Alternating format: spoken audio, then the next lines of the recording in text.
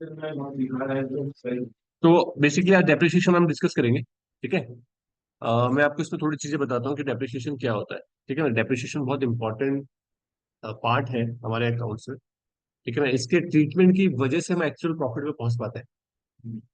अगर किसी कंपनी, ये एक इतना बड़ा टॉपिक है कि एक बहुत बड़ी कंपनी टैक्स नहीं दे रही है और एक छोटी कंपनी टैक्स दे रही है, तो अगर वो बड़ी कंपनी टैक्स नहीं दे रही है ना, तो उसमें बहुत बड़ा रोल किसका होता है? डेप्रिसिएशन का रोल। वहां के जो एक्सपर्ट हैं वो इस चीज को यूज कर करके टैक्स को बचा लेते हैं। याद रखिएगा। ठीक है ना। तो इसको समझना बहुत जरूरी है। देखो क्या होता है।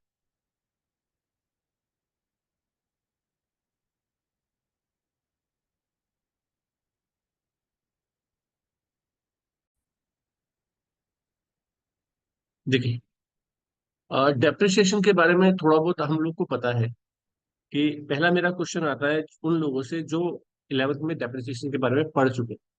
ठीक है। कि आखिर ये जो डेप्रिसिएशन है,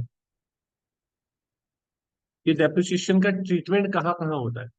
तो आप मुझे बताओगे कि सर दो जगह पे होता है। एक प्रॉफिट एंड लॉस, और एक होता है हमारा बैलेंस शीट में। बैलेंस शीट में अब प्रॉफिट एंड लॉस में क्या होता है? ये एज अ एक्सपेंसिस की तरह ट्रीट किया जाता है और एक्सपेंसिस वाली साइड पे आता है। बैलेंस शीट में क्या होता है कि ये हमारी एसेट्स में से रिड्यूस किया जाता है। ठीक है ना। अब इसका दोनों जगह पे ट्रीटमेंट क्यों हो रहा है वो बहुत जरूरी है सीखना, बताना। ठीक है ना। पहले मैं उस क्वेश्चन को, इस टॉपिक से हमें ये पता चलेगा कि आखिर यहाँ पे क्यों दिखाया था।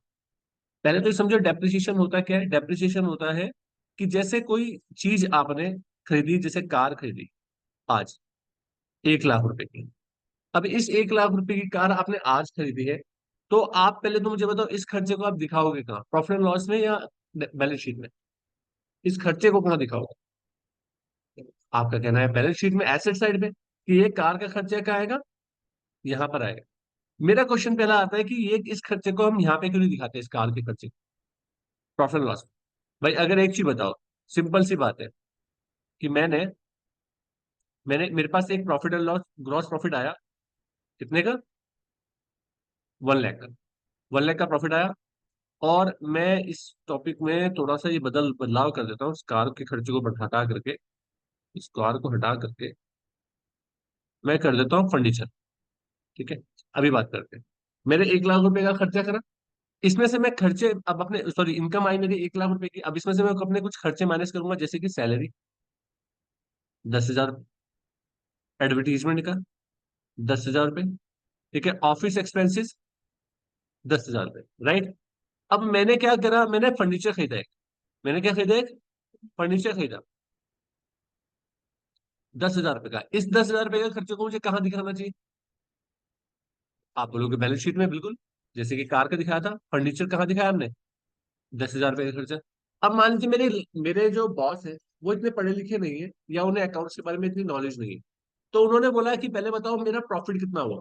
तो आपने बोला सर 1 लाख रुपए तो ये आपकी इनकम थी और 30,000 रुपये का खर्चा हुआ, तो आपका नेट प्रॉफिट कितने का हुआ? 70,000। तो इसका मतलब है मुझे कितने का ऊपर टैक्स देना होगा? उसने पूछा कि 70,000 कैसे आया प्रॉफिट, तो आपने बोला सर 1 लाख की प्रॉफिट था, सैलरी दी, एडवर्टीजमेंट दिया और अदर एक्सपेंसेस करे, तो 10,000 रुपये का तभी है। तो मैं वो फर्नीचर जो खरीदा था वो माइनस क्यों नहीं करा इसमें से तुम? भाई ये जो फर्नीचर का खर्चा था 10,000 रुपये का, इसको भी तो यहाँ दिखाओ, ये भी तो मेरी जेब से गया ही है इस साल। जब ये गया है तो इसे भी तो दिखाओगे, तब तो 60,000 रुपये आएगा। तुम तो मेरे पास, मुझे इनकम टैक्स जो लाइबिलिटी मेरे पास आएगी वो 70,000 रुपये पे आनी ना। वो ये कह रहे हो ना यार, तो ये तो 60,000 रुपये आनी चाहिए, तुम तो मेरे से टैक्स ज्यादा दिलवा रहे हो। अगर तुम 10,000 रुपये यहाँ पे दिखाओगे उस फर्नीचर के खर्चे को, तो मेरा प्रॉफिट कितना दिखेगा? 60 से। तो तुम तो ये गलत कर रहे हो, ये तो बहुत गलत कर रहे हो मेरे साथ, मतलब मेरा टैक्स ज्यादा दिलवा रहे हो। तो आप उसे कैसे समझाओगे कि ये हाँ नहीं, हाँ यही आएगा?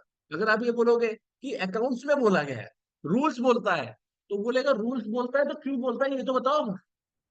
कहीं तुमने रूल्स गलत तो नहीं पढ़ लिया? ऐसे कैसे हो सकता है? मेरा जेब से तो खर्चा ही हुआ है। तो आप उसे कैसे समझाओगे? उसे समझाने का तरीका क्या है ये देखो। उसे समझाने का तरीका है कि सर देखो, ये जो 1 लाख रुपए की इनकम है, ये 1 साल की इनकम है, ये कई सालों की इनकम है? तो बोलेगा वो 1 साल की इनकम है।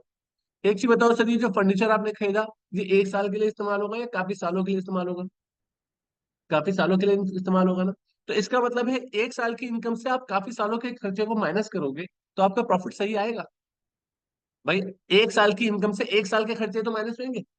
ये तो काफी सालों के खर्चे हैं। मान लीजिए ये जो फर्नीचर है हम 10 साल तक इस्तेमाल करेंगे। कितने साल तक? 10 साल तक इस्तेमाल करेंगे। ये तो इसकी लाइफ कितनी है? 10। 10 ईयर्स। 10 ईयर्स के बाद, सॉरी 10 ईयर्स, 10 ईयर्स के बाद ये खराब हो जाएगी। खराब हो जाएगा फर्नीचर और किसी यूज के नहीं आएगा। ठीक है ना? तो इसका मतलब है ये फर्नीचर 1 साल, ये खर्चा 1 साल का ना होकर के 10 साल का है ना? करेक्ट है ना? तो अगर इसको यहाँ पर रख दोगे आप तो ये तो गलत हो जाएगा। आप 1 साल की इनकम से 10 साल के खर्चे को माइनस करोगे तो आपका तो प्रॉफिट गलत दिखेगा। तो आपको भी आप आपके अनुसार अगर मैं दिखाता हूँ तो 60,000 रुपये प्रॉफिट हो जाएगा, प्रॉफिट दिखेगा, लेकिन ये एक्चुअल प्रॉफिट नहीं है आपका। करेक्ट है ना? तो उसने कहा अच्छा तो एक चीज बताओ, अच्छा एक चीज बताओ, 10 साल का खर्चा ये है तो 1 साल का खर्चा कितना हुआ? डिवाइड बाय 10 कर दो। कितना है? 1,000। तो इसका मतलब है इस फर्नीचर का 1 साल का खर्चा कितना हुआ? 10,000, 1,000 रुपये। ठीक है ना? 1,000 रुपये वो कहाँ आता है? एज अ डेप्रिसिएशन यहाँ आता है। एज अ डेप्रिसिएशन यहाँ आता है। इसी को तो बोलते हैं डेप्रिसिएशन। इसी को डेप्रिसिएशन बोलते हैं कि इस एसेट पे 1 साल में होने वाला खर्चा, वो क्या है हमारा? डेप्रिसिएशन। वो यहाँ पे दिखेगा। करेक्ट है ना? और उसके बाद आपका प्रॉफिट कितना दिखेगा? अब आपका एक्चुअल प्रॉफिट कितना हो जाएगा? 69,000। ये आपका एक्चुअल प्रॉफिट। अगर ये मैं नहीं दिखाता तो मैं कितना प्रॉफिट दिखा रहा था? 70,000। तो इसका मतलब मेरा प्रॉफिट गलत दिख रहा था।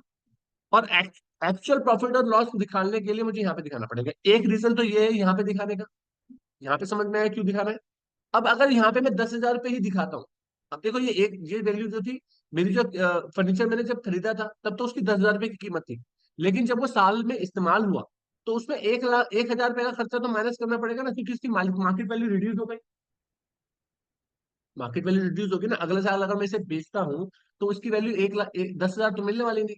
तो मैं अपनी बुक्स में अगर इसे माइनस नहीं करूंगा तो क्या होगा? इससे मेरी बुक्स की में वैल्यू जो होगी मेरी एसेट्स की वो गलत दिखेगी। मैं तो ये सोचूंगा कि मेरे पास एसेट कितनी कितनी कीमत की एसेट रखी हुई है? 10,000 रुपए की।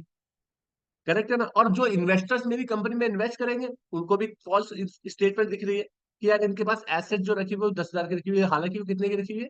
9,000। तो आपको ट्रू एंड फेयर व्यू दिखाने के देखने के लिए, अपने आप भी देखने के लिए और दूसरे को भी दिखाने के लिए अपनी फाइनेंशियल पोजिशन को, उसके लिए आपको यहाँ पे अपनी एसेट में से 1,000 रुपये वो माइनस कर देनी चाहिए एज अ डेप्रिसिएशन। जब डेप्रिसिएशन माइनस करेंगे तो वैल्यू कितनी दिखेगी? 9,000।